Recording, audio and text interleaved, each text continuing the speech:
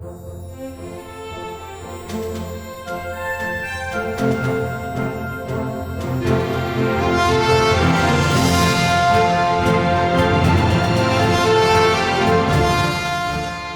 we're back. This will show some quick in-progress stuff here. Got some of the foam going in. Still only rough cut. It's the day after Christmas, so again, Merry Christmas, everybody. Got that set up. Get ready to do some carving there. And I got freaking foam all over the place, laying on the floor. And we started back along here. Again, this is all just the rough shape. This is all going to be, in fact, back here has to be glued in yet. And then we'll get out and carve it, which will make even more of a mess. So we got that going in. Like I said, I got this stuff back here done. You can see I'm using some grocery products as weight. Hey, whatever it takes. So I just got a base piece in there. The propel is holding that stuff back there. I'm probably going to leave this spot here open so I can get back there and do some of that forming if we put any rock castings in there and that kind of stuff. And then fill that in as we work our way out. So I get that one ready to form. And like I mentioned on the, it's funny, again, yesterday for Christmas, I got Steve a calendar. Actually one for him, one for me, and I mentioned the bridge there from Monroe Models. Well, guess what I saw on a CSX calendar? Let's just take a quick look. I think it's pretty fun. Like I said, I was looking at this calendar. This is the one CSX from Macmillan, pretty nice. And look at that. That bridge looks a lot like the Monroe Models bridge. And it's on CSX. I thought it was kind of cool. So maybe I will get that bridge. It's slightly different. It's a little different in here. Of course, it's not going to match exactly, but I could always, if I wanted to use this and say, hey, here's a little rural bridge that I modeled it after. I can always make some modifications. It's all wood pieces, so we could fine-tune it. So I thought it was neat. So I think I'm going to go ahead and purchase that Monroe model bridge. And then we'll use that as the one bridge there over in Lake City. I got most of the foam in here along the back. I'm going to start in the back. And she brought it around. Of course, it hasn't been shaped yet. I still got to glue it down, but kind of an in progress here. And then come along here. This is going to be tough. Going to be real steep. And what I might do here is put some type of retaining wall, because again, a thought concept is going to be we might have a road coming across here that comes up out of the factory, maybe like a truck entrance. So I might be able to do something with this to keep it up against the backdrop. I don't like it, but what are you gonna do? And I'll have to carve out, obviously. This is going to be a pretty steep hill. You're gonna hear maybe have some rock outcroppings sticking out here. Put some rock molds in there. So that's where we are. And what I also might do, need to clean up first. I might just bring this around up to here, at least maybe get a base in on this part, because this is where the Central Valley double track bridge is going to be. And we could get that started, at least kind of get an idea again how I'm going to kind of match it from here down to, I'm going to bring a stream around, or what I'm going to do, but at least start off and we get some pieces in there and get it brought around all the way around the wall to here. And then obviously got to start in the peninsula area, which I don't know if I'm going to elevate that. I figure why start, from the base and build it up. It's all just freaking foam. So if I could bring something out here and then support it, it just saves a couple pieces of foam, plus gives you room perhaps somewhere to mount the speakers up in there and whatnot. So that's where we are. Obviously got to clean up because I got a freaking mess now. One thing I want to cover, I think I might as well show you these. These are what I'm using a lot for doing some of the foam cutting. I also did use a drywall saw out in the garage for longer cuts, but that's very messy.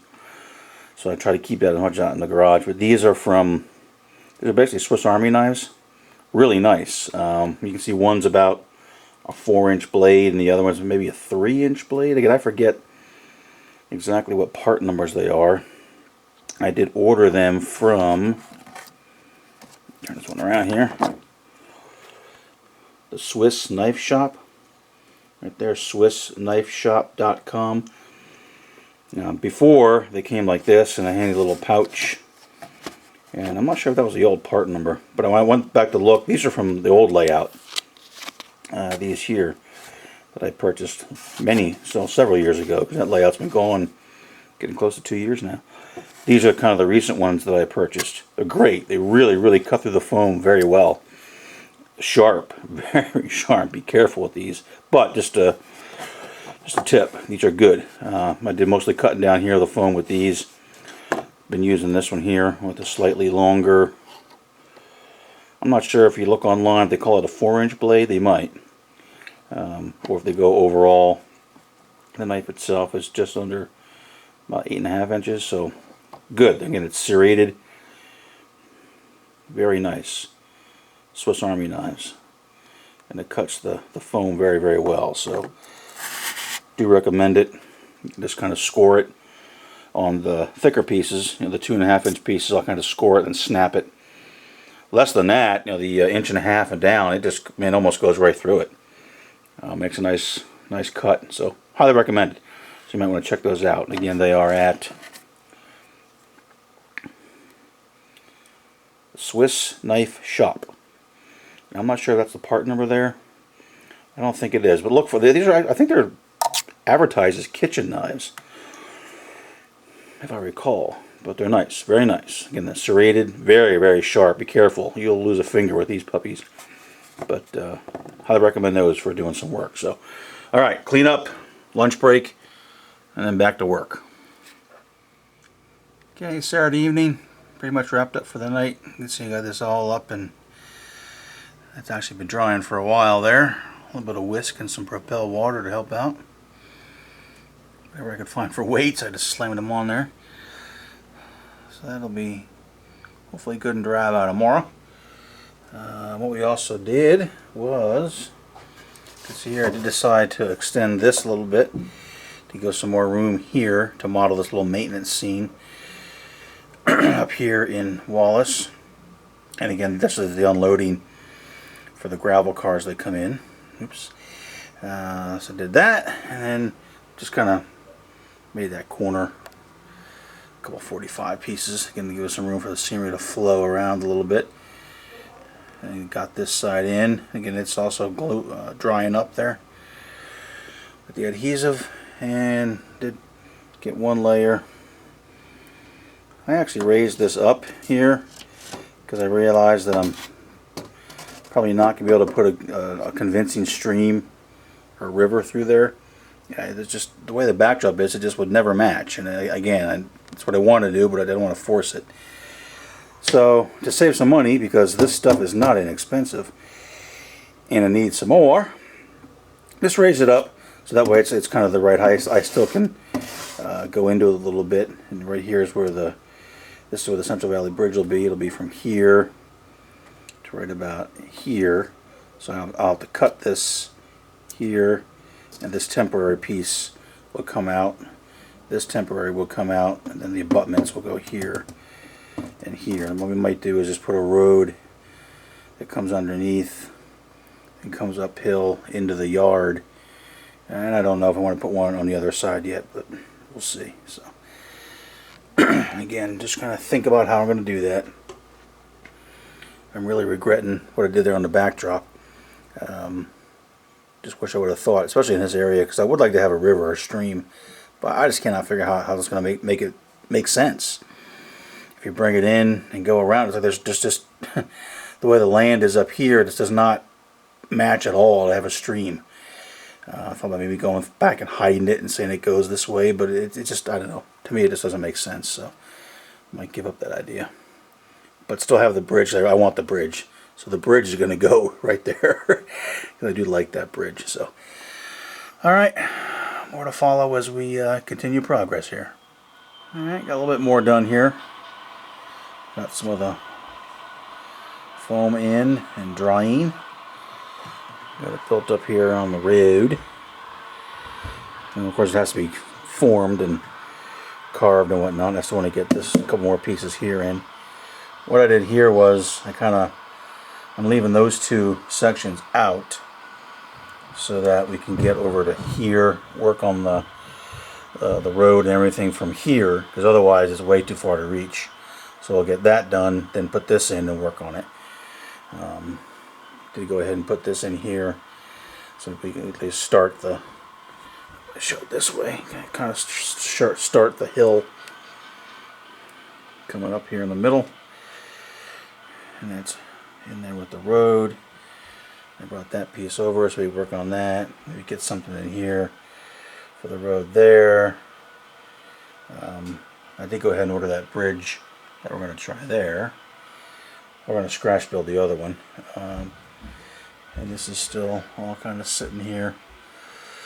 Like I said, I did get it around. So we're getting there. It's taking longer than I thought. I didn't really think it would take too terribly long, but to get it cut and kind of go around some of the risers here and there, and I decided to build it up, as you can see, just because the stuff's expensive and all it's going to be is open air.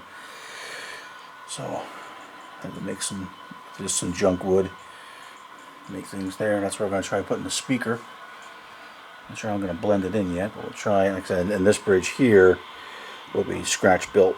We're going to build a kind of like a new bridge going over the tracks there. So we're moving along.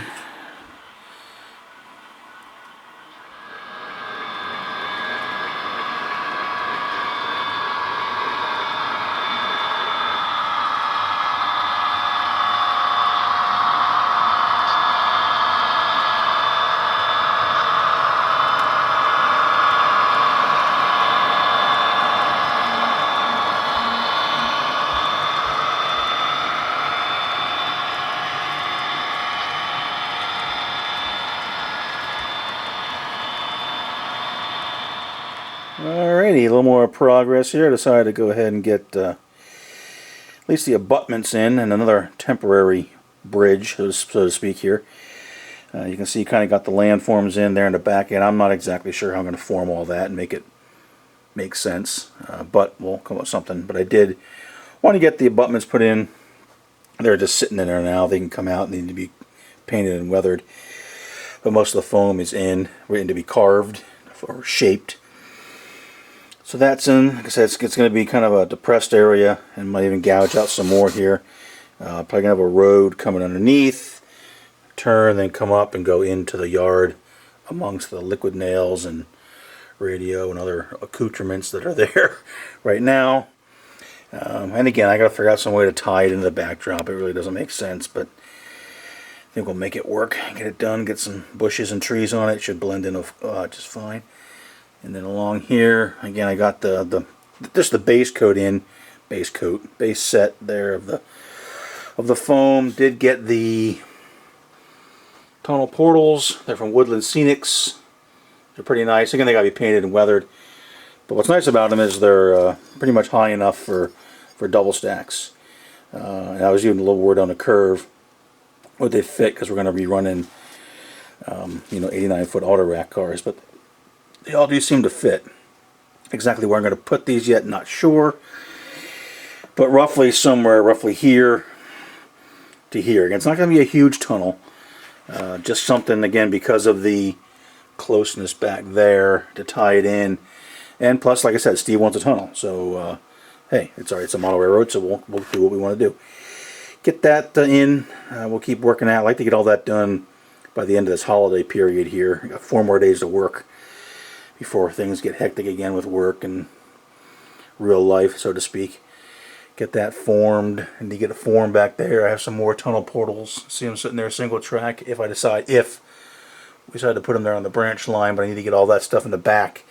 Get all this back stuff done and get it all formed and whatnot. And luckily, I did find my Woodland Scenics hot wire foam cutter. Nice tool. I had misplaced the Dawn wall wart. I couldn't find it for the life of me. Aggravated me with all the stuff from the old layout. I didn't do too good a job organizing. I just kind of threw it all in boxes, but I did find it. So the center part here, got some weights on it drying up. You can see got it pretty much formed to where I want to start actually shaping it. It's not going to be like this. It looks so square and geometric. Like we're on planet Pythagoras Prime, where everything is nice and square and organized. But we do want to start forming this.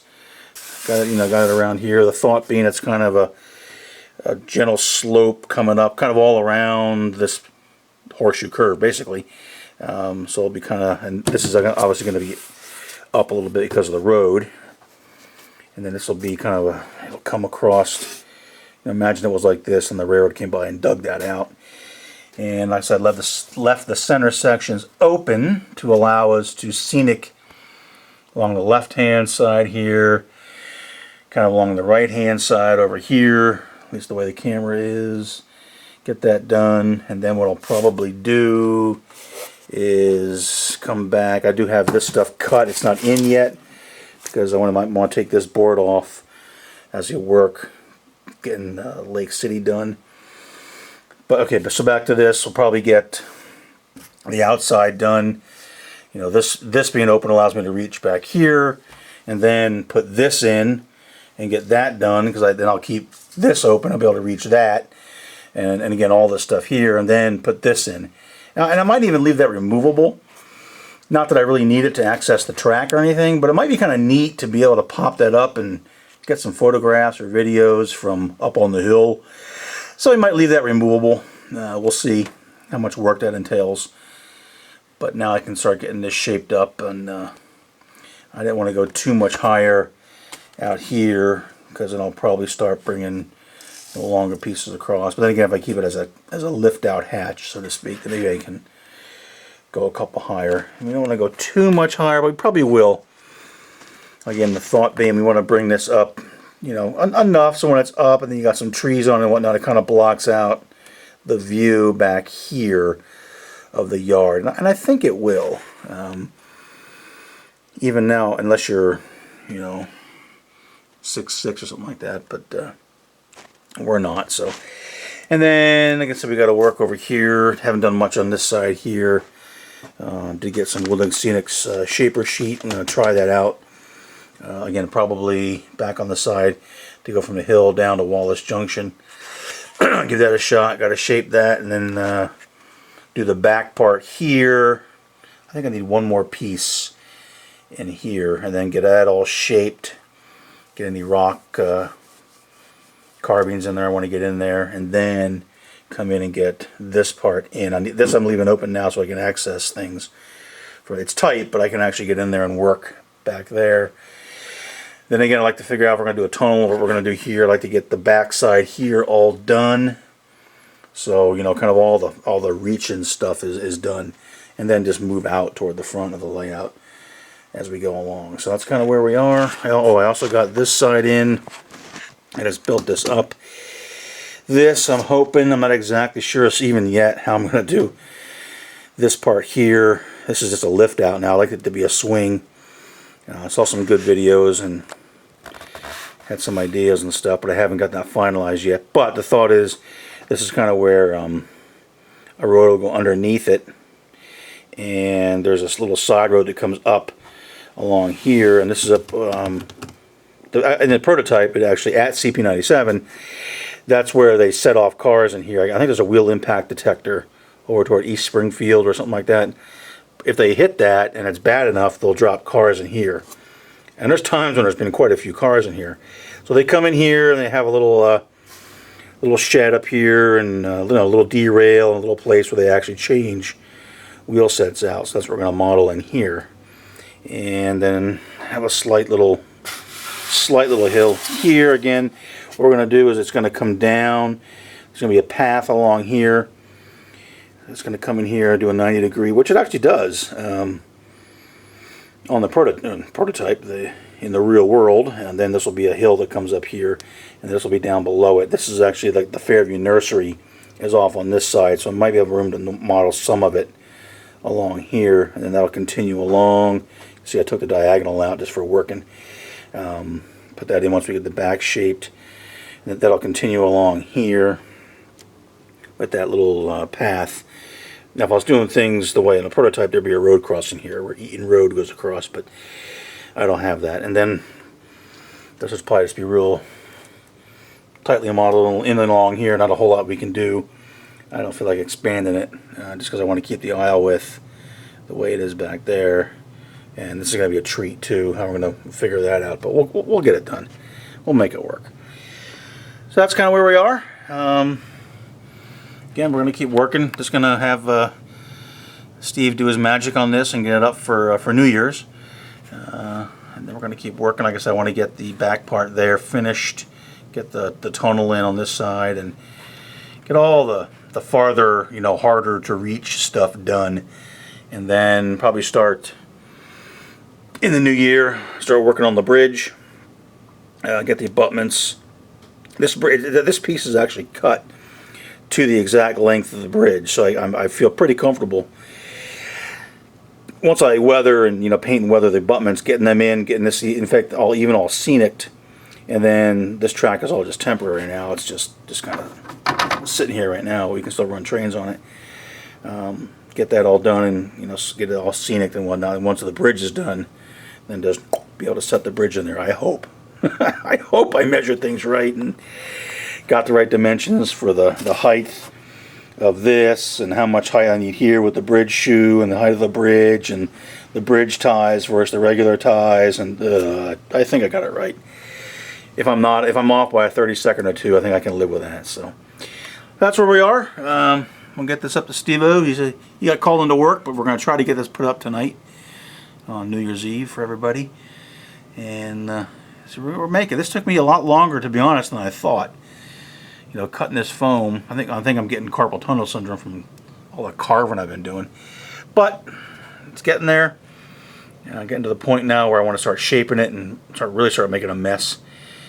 And just keep pushing ahead. I want to keep pushing, trying to get it done. And I'm sure we'll change things as we go through and actually get some of the, you know, the scenery actually in, and I start seeing flat spots like that. They go, oh, I can put a gas station there or whatever. Oh, or Kentucky Fried Chicken. Whoa, wait a minute. You gotta, you know, keep the theme in mind and don't start loading up with things. But maybe I don't know, maybe a gas station there, perhaps. Like I said, probably gonna have a house up on this side. You can see I got the speaker in there. We'll make that removable, and then I got to figure out if I get some of these weights out of the way. Just kind of figure out how I'm gonna. I was thinking a thin piece of foam. Let me just try it and see what it sounds like. I don't know, or you know, one of those like some Bush makes what looks like a plowed field. Just kind of lay that over there and see what that looks like. That would make, you could have a little bit of a field there with a small house and, you know, a little garage and a swing set and whatnot. So don't know, but I did want to get like at least one speaker put in there. So that's where we are. This will probably be the final update for 2015. So everyone, thanks for watching. Certainly do appreciate it. All the great comments and suggestions. And everybody, please have a very safe, happy, and all of us, let's have a very prosperous 2016.